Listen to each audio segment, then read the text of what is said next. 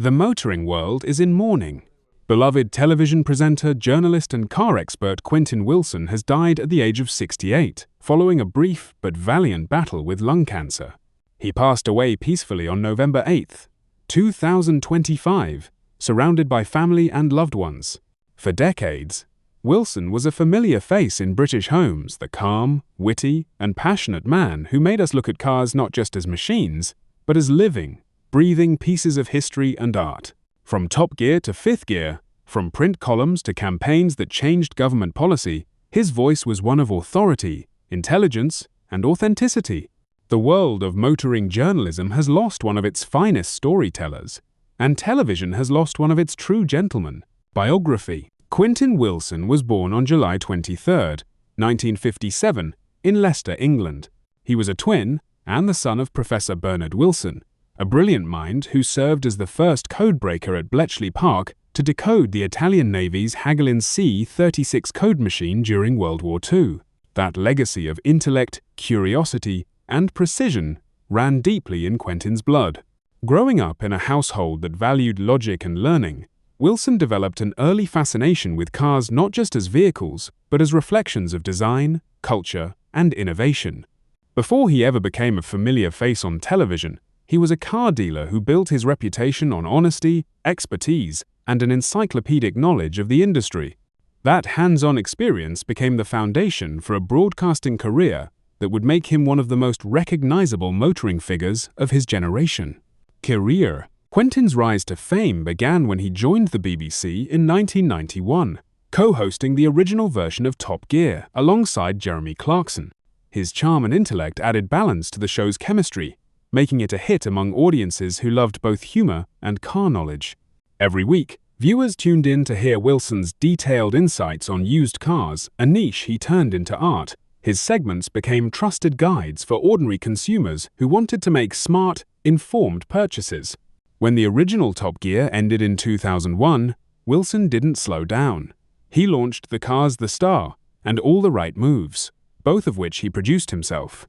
The former became a cult classic for car enthusiasts, while the latter was the first property show to focus on financial realities long before property television became mainstream. Willson then made the bold move to Channel 5, where he helped launch Fifth Gear, the rival show that carried the torch of classic car journalism into a new era. When Top Gear was relaunched on the BBC, Willson famously remarked, "It's a compliment that the BBC are so afraid of losing ratings to us. They've lured my old co-host out of semi-retirement." His wit, never cruel but always sharp, was one of his greatest assets. At Channel 5, Willson also created Britain's Worst Driver, a concept that became so popular it spawned a series of spin-offs: Worst DIYer, Worst Farmer, Worst Husband, Worst Teenager, and even Worst Zookeeper. His self-deprecating humor shone through when comedian Harry Hill later parodied him, joking, "I used to be on Top Gear. Now I'm on Channel 5. Welcome to Britain's worst career move."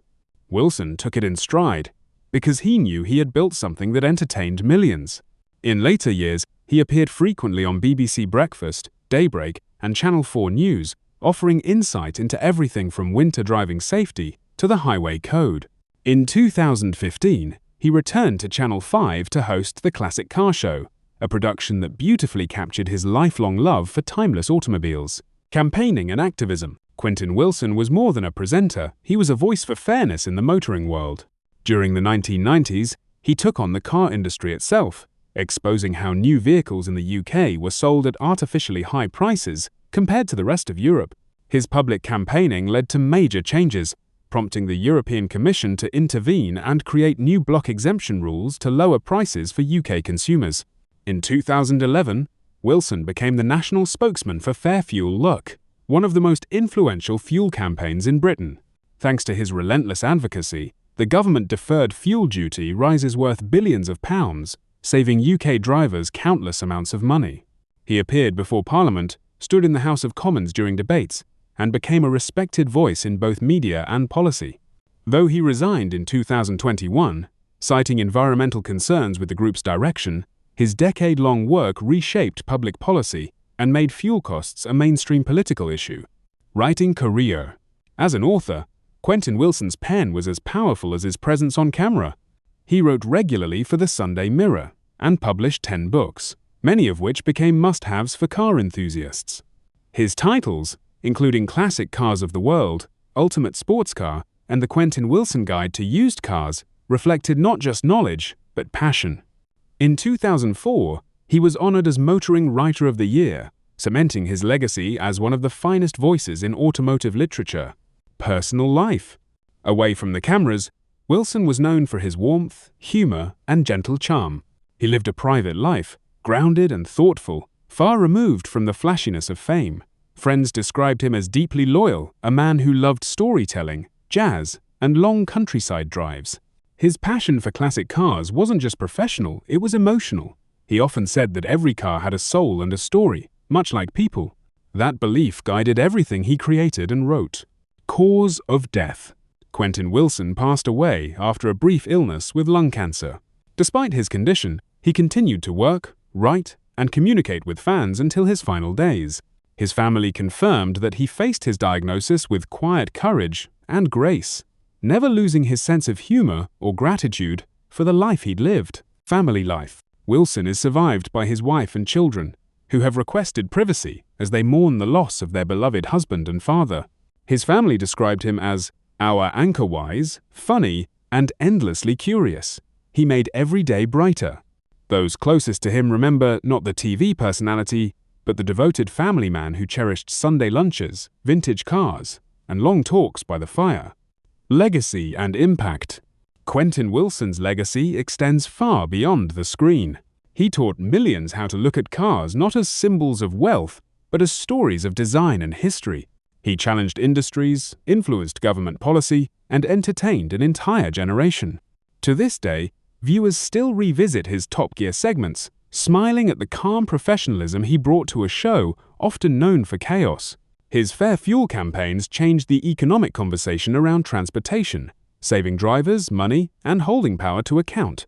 Above all, he leaves behind a legacy of integrity, a man who loved his craft and never stopped fighting for fairness and passion in everything he did. Net worth.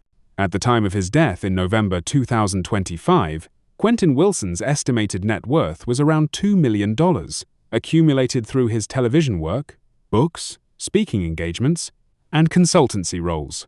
Yet those who knew him say his true wealth lay in the trust and admiration he earned from millions who learned, laughed, and lived through his words.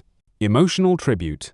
As the motoring community lights candles in memory of Quentin Willson, tributes pour in from fans, colleagues, and friends across the globe. He wasn't just a presenter, he was a storyteller of speed, design, and human ingenuity. Tonight, the roads feel a little quieter. The engines he loved so dearly hum softly in tribute. And somewhere, one imagines Quentin behind the wheel again, smiling, thoughtful, and forever at peace. Rest in peace, Quentin Willson, a true legend of motoring television, and a voice that will never fade from the airwaves.